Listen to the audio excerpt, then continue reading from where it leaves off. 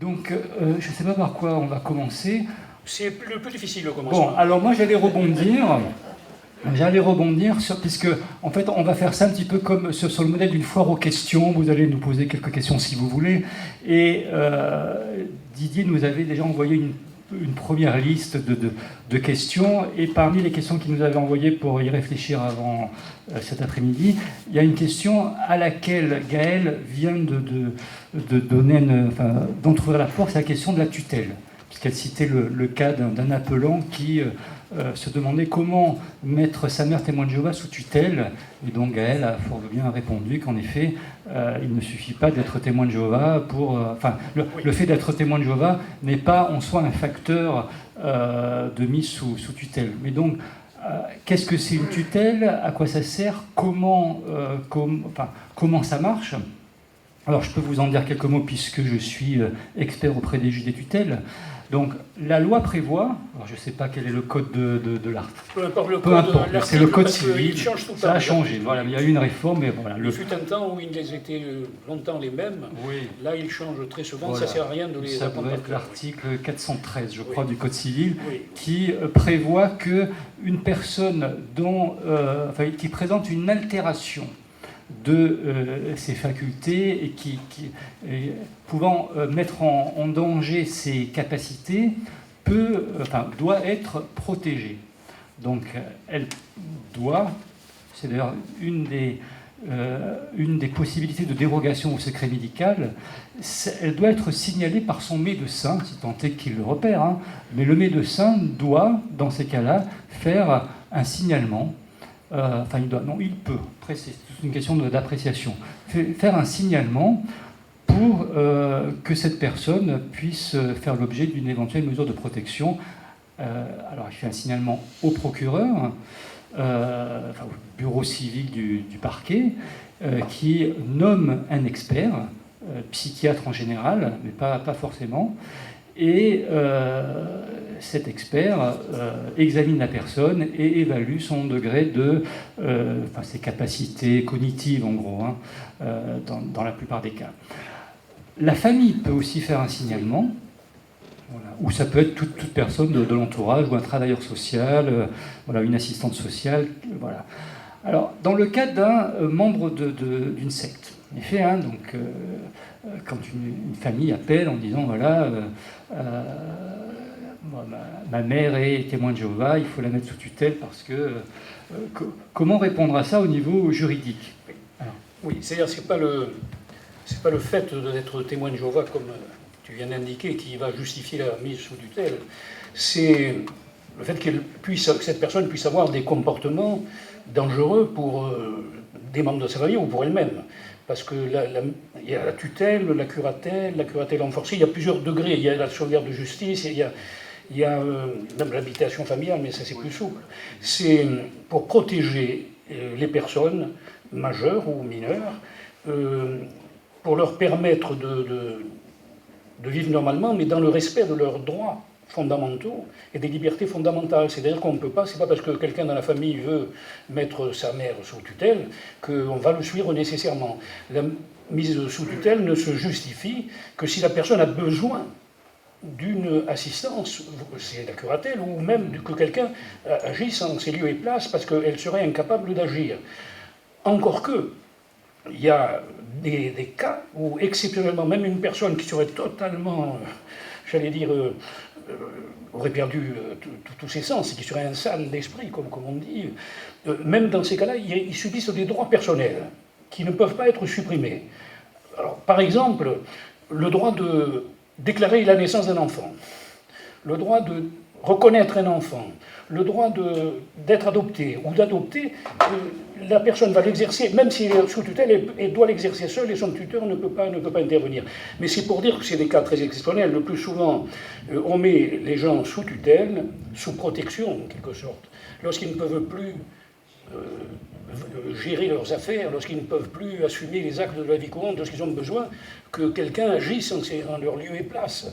C'est une mesure de protection. Ce n'est pas du tout une mesure pour empêcher les gens d'agir ou de faire quoi que ce soit. C'est une mesure de protection. Et c'est la raison pour laquelle, même quand un membre de la famille le demande, Parce que dans les familles, quelquefois, il y a des intérêts divergents et il faut donc qu'il y ait une procédure tout à fait régulière avec l'intervention d'un médecin. Et tu sais de quoi je parle, parce que ce sont les médecins qui sont inscrits sur une liste. Ce n'est pas n'importe quel médecin qui peut faire le certificat. Il faut que, de toute façon, lorsqu'on présente sa demande, il faut joindre à la demande une requête avec plein de renseignements qui doivent être donnés, de précision, sur les biens de la personne, pour permettre au procureur d'apprécier l'intérêt de saisir le juge des tutelles. Mais il faut produire un certificat qui va émaner d'un médecin qui est spécialement inscrit sur une liste, qui a l'habitude, qui sait ce qu'on lui demande, et qui va faire un certificat très motivé, très détaillé, pour expliquer... Oui, oui. Une petite nuance quand même. Moi-même, lorsque j'ai demandé mon inscription sur la liste, je ne sais pas comment le procureur a vérifié mes compétences. Il m'a fait confiance parce que je suis psychiatre. Mais il a quand même des renseignements. Le procureur a la possibilité de voir. Je suis psychiatre, il n'y a pas une enquête qui a été très... Il a vu que tu n'avais jamais été condamné. Oui, et encore c'est faux puisque j'ai déjà été condamné. Mais bon, ça c'est un autre problème. Oui, c'est prescrit alors. Voilà, c'est ça. Mais il y a une enquête de police, c'est-à-dire que le médecin qui demande son inscription sur la liste va être convoqué par un officier de police judiciaire qui va faire un petit interrogatoire de moralité en quelque sorte. Comme tous les experts qui sont sur les listes d'expertise et tout, c'est-à-dire qu'il faut avoir une compétence reconnue par ses pairs et avoir des bons renseignements sur son exercice professionnel, entre autres. Alors, ce que vous venez de dire, moi, m'interpelle parce que je me pose la question avec l'abus de faiblesse. C'est-à-dire que malgré tout, moi, je reçois parfois des appels... Je comprends pas. Ah oui, c'est vrai. Je suis inquiet pour ma mère ou mon père qui sont très âgés, très affaiblis, mais pas séniles, mais très âgés, mettons 93 ans, et puis ils sont en train de se déposséder de leurs biens au profit de thérapie ou de choses très très onéreuses. Ça peut coûter 10 000, 20 000 ou 30 000 euros. Est-ce que là...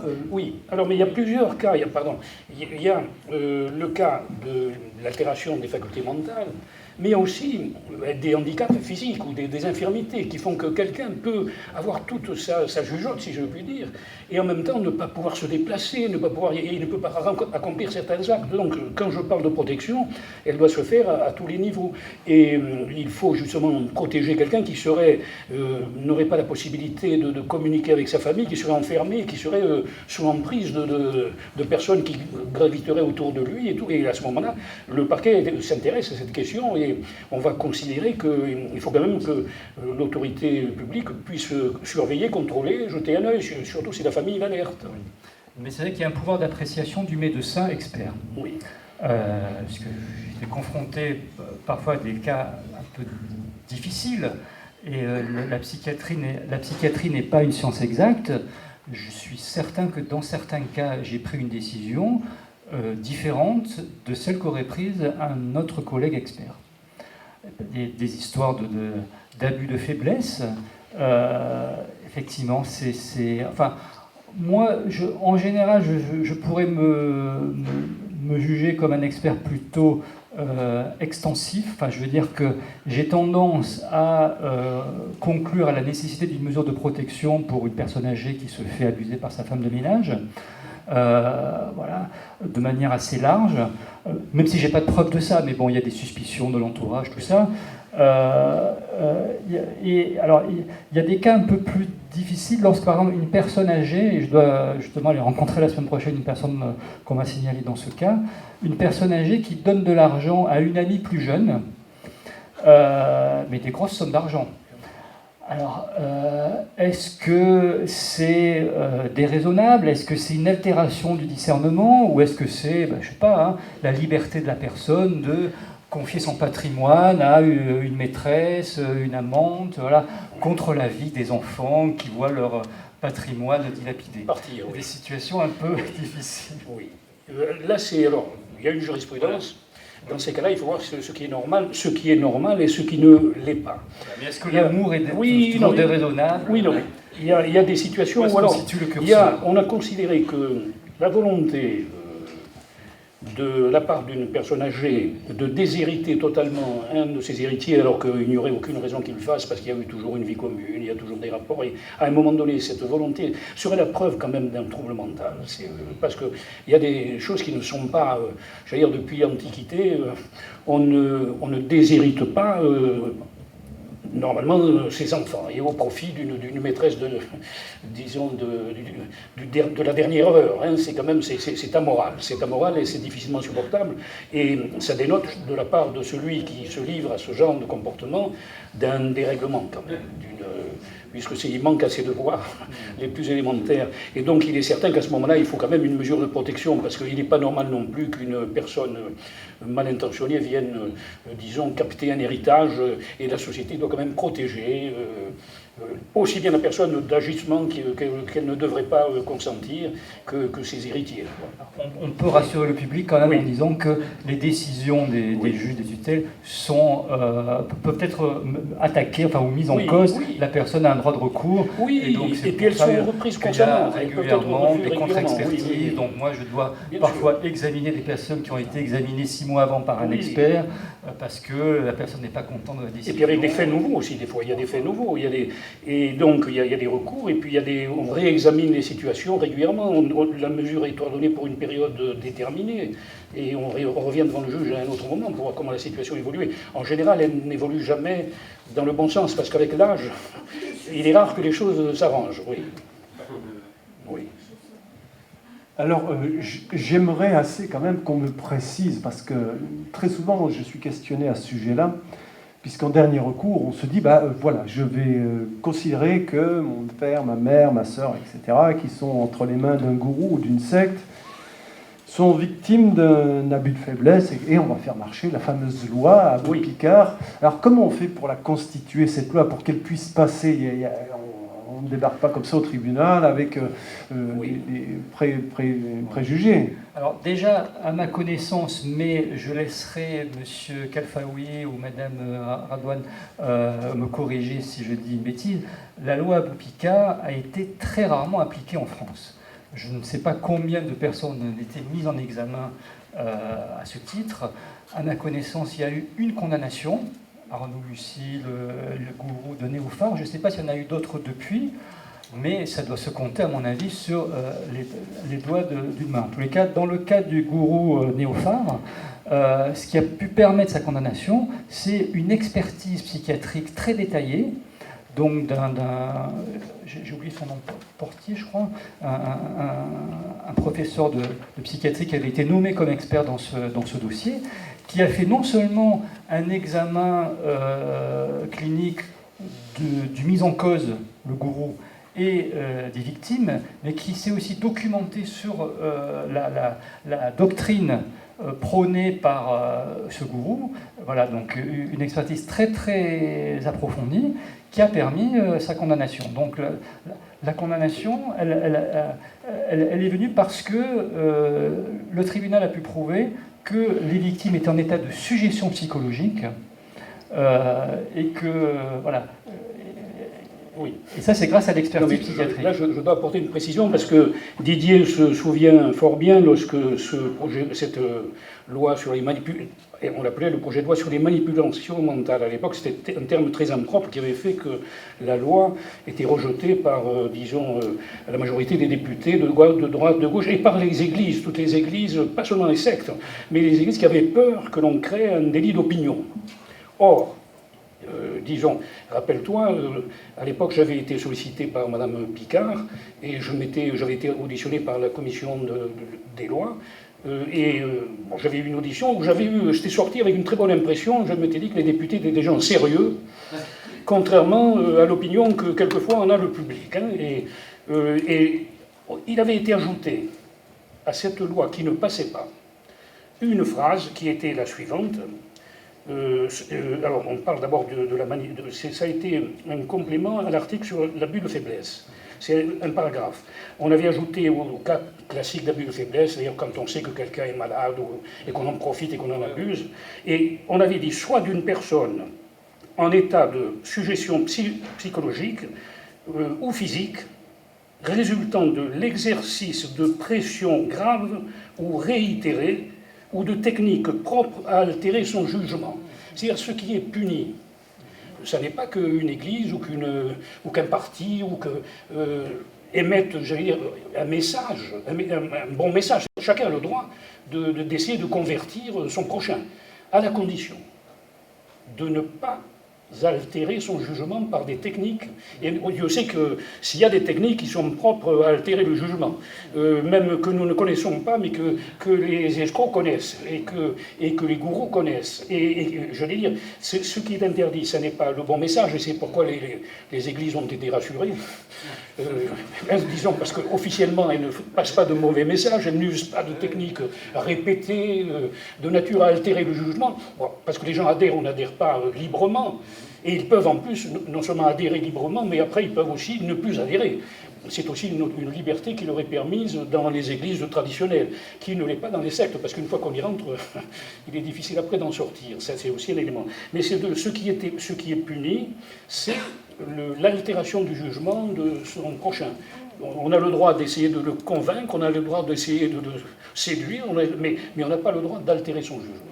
Il faut saluer la sagesse du législateur qui est très précis dans l'énoncé. Et après, la loi est passée à l'unanimité. Absolument. C'est quand même remarquable. Enfin, je me tourne vers la Midi-Lune. Il me semble qu'elle est très difficilement applicable parce que, justement, les tribunaux ont des difficultés à prouver l'infraction. Alors, juste pour précision, après je vais d'abord. Oui. Merci. Il y a effectivement des condamnations, il n'y en a pas suffisamment, selon nous, mais il y en a trop pour d'autres. Elles ne représentent pas en tous les cas ce qu'on peut considérer comme étant, on ne peut pas les considérer comme étant le reflet du nombre de victimes de dérives sectaires. En tout cas, le chiffre noir, hein, pas les 3000 personnes qui nous saisissent, parce qu'il y en a certainement beaucoup plus qui ne nous saisissent pas. Pourquoi ? Parce que petit 1, déjà, pour qu'il y ait une condamnation, il faut qu'il y ait un dépôt de plainte. Parce que la justice, elle ne s'autosaisit pas, on est dans un état de droit, les magistrats ne se réveillent pas le matin en se disant bah, « tiens, toi, il est peut-être bon qu'on te condamne, ou toi, qu'on te considère comme une victime ». À partir du moment où vous ne vous considérez pas comme victime, vous n'allez pas déposer plainte. Si vous ne déposez pas plainte, eh bien vous faites partie du chiffre noir, d'accord, celui qu'on ignore. Deuxième problématique, comme vous l'avez souligné, le texte de droit, encore une fois, on est dans un état de droit, donc il faut protéger les personnes. Et par conséquent, ce texte, certains le considèrent comme complexe, d'autres le considèrent comme suffisant et d'autres comme insuffisant. L'analyse objective est la suivante. C'est que démontrer une emprise mentale est très difficile et très complexe. Démontrer une emprise mentale, ça signifie que je suis conscient d'être victime et j'ai déposé plainte. Et que j'ai suffisamment de recul et d'analyse pour pouvoir faire part de ce que j'ai vécu. Et ça, cet élément-là fait défaut la majeure partie du temps, comme nous l'avons expliqué tout à l'heure, parce qu'au-delà d'ignorer que je suis victime, même si je m'en rends compte, je ne vais pas totalement tout dire non plus, parce qu'il y a quand même une partie occulte de ce que j'ai vécu qui me fait honte, qui me fait déshonneur, qui me fait peur. Il y a des personnes qui ont peur aussi, hein. Il n'y a pas que la honte. Et la crainte est un des critères qui font que les gens ne déposent pas plainte. Donc la difficulté de démontrer le délit, caractérisation de l'emprise mentale, l'absence, ou en tous les cas un nombre faible de personnes qui déposent plainte, font que, de fait, on a très peu de dépôts de plainte. Quand on a les dépôts de plainte, et bien parmi ceux-là, très peu aboutissent à caractériser une infraction. Et donc on classe sans suite. Mais classer sans suite par un parquet ne veut pas dire je ne reconnais pas la commission de l'infraction. Ça veut juste dire je ne peux pas monter à l'audience et soutenir la commission et la caractérisation d'une infraction pénale. Vous voyez, toute la problématique est là. D'où l'intérêt de travailler, de réfléchir à nouveau, c'est ce que je vous disais tout à l'heure. Il y a des concepts, il y a des choses. Cette loi bien sûr que c'était une révolution, mais on est en 2021. La société, elle a évolué, il faut faire un bilan, et il faut chercher à réfléchir pour peut-être faire évoluer les choses. Oui, mais déjà, l'ancien article sur l'abus de faiblesse permettait de cerner certains agissements, de les condamner. C'était déjà une approche suffisante, à la condition qu'on veuille bien, justement, accumuler les preuves, les retrouver et les établir, parce que c'était déjà possible avec l'ancien article. Et il est certain que le nouveau permettait, c'était une amélioration, et qu'il faut toujours améliorer l'arsenal. Quand on le débat, savoir si la loi est suffisante ou pas, c'est un faux problème. Il ne faut pas choisir entre elle est suffisante ou elle ne l'est pas. Il faut considérer que les acquis sont bons, il faut les conserver, et qu'il faut améliorer. Il faut aller dans les deux directions, sans contradiction aucune. Exactement. L'objectif, c'est de se dire, il faut que dorénavant, quand les victimes viennent, faire en sorte qu'en fait, on puisse caractériser le délit. Ça ne veut pas dire le faciliter, ça ne veut pas dire poursuivre davantage, c'est pas ça l'objectif. Encore une fois, on est dans un état de droit, chacun a le droit de croire en ce qu'il souhaite, il y a la liberté de culte, respecter toutes ces libertés. Mais il faut aussi que notre arsenal juridique soit en capacité et en disponibilité face à des victimes qui se retrouvent complètement perdues parce de ne pas altérer leur jugement. Exactement. Oui. Mais juste une question, donc vous disiez, donc effectivement, si la victime ne porte pas plainte, la justice ne peut pas aller plus loin.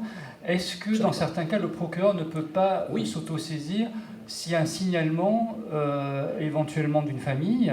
Oui, il y a des plaintes anonymes même. Éventuellement appuyées par l'ami Vilude. Bien sûr. Alors, c'est pas quand je dis que si la victime ne dépose pas plainte, moi je suis procureur de la République, j'ignore que la personne est victime. Donc, on n'est pas dans un système où on s'autosaisit. Quand vous dites qu'une tierce personne, quel que soit son titre, vient dénoncer des faits qui sont susceptibles de revêtir une qualification pénale, évidemment qu'il y aura une enquête. Mais ça reste, il y a une démarche de dépôt de plainte ou d'information ou de mise entre les mains du parquet d'éléments susceptibles de caractériser une infraction pénale. Peu importe en fait le biais par l'intermédiaire duquel l'information va arriver au parquet, que ce soit la victime, mon père, ma mère, ma soeur, mon ami, mon assistante sociale, ma prof, peu importe. Mais il faut que l'information arrive. Seulement, dans plusieurs villes, il y a des tonnes de lettres qui arrivent au parquet et elles sont, j'allais dire, pas mises à la poubelle, mais ne sont même pas examinées, quoi, ou elles le sont si peu, parce qu'il y a trop de lettres et que ce n'est que quelques affaires et il faut relancer, il faut intervenir, il faut qu'il y ait, j'allais dire, un conseil qui s'en occupe, qui soit là, qui veille à ce que soit pris en considération. Si jamais le procureur ne répond pas dans un certain délai, on peut saisir un juge d'instruction. Mais très souvent, le parquet, ça dépend des villes, parce que ça dépend du nombre de plaintes, ça dépend du nombre de magistrats, ça dépend de plein de choses qui font qu'il y a beaucoup de lettres qui restent lettres mortes et qui, si elles ne sont pas soutenues et appuyées, n'aboutissent pas, quoi. Alors, en tant que magistrat et ancienne parquetière et ancienne juge, donc ayant occupé les deux fonctions, je peux pas adhérer à ce que vous dites, mais chacun a le droit de penser, évidemment, ce qu'il souhaite. Moi, je peux vous affirmer que dans aucun des parquets dans lesquels j'ai été, et en qualité de substitut placé, j'en ai fait, les dossiers restent ou des lettres, parce qu'il y a trop de lettres. Il y a trop de lettres, il y a trop de saisines. Ça, c'est une certitude. Il n'y a pas de difficulté.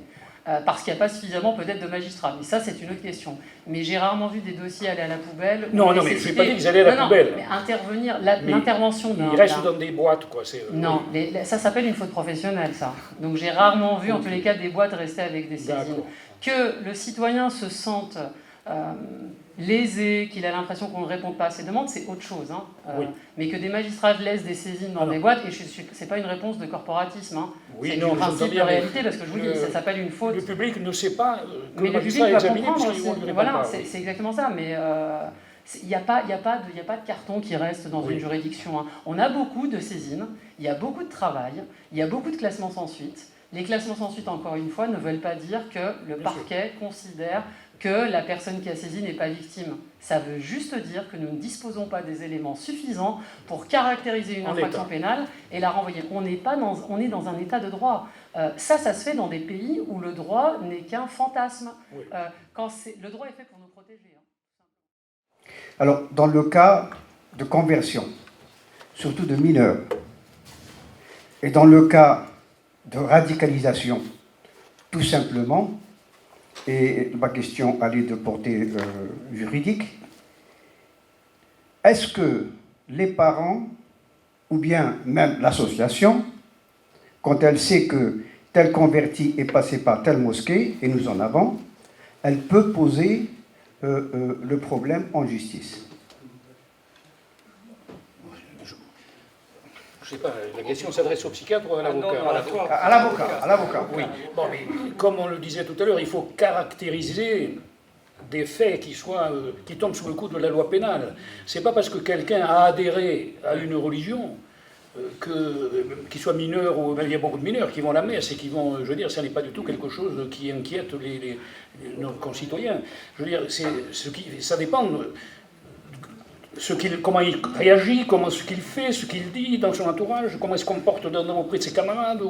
Et tout ça sont des éléments qui sont des éléments très très particuliers, qui sont particuliers à chaque situation. On ne peut pas répondre de manière générale à une question comme celle-là, qui est trop générale. Moi, je peux parler d'une expérience clinique que je n'ai pas encore, mais que je dois avoir la semaine prochaine, puisque j'ai un rendez-vous avec quelqu'un qui sort de prison, mais j'ai déjà lu son dossier.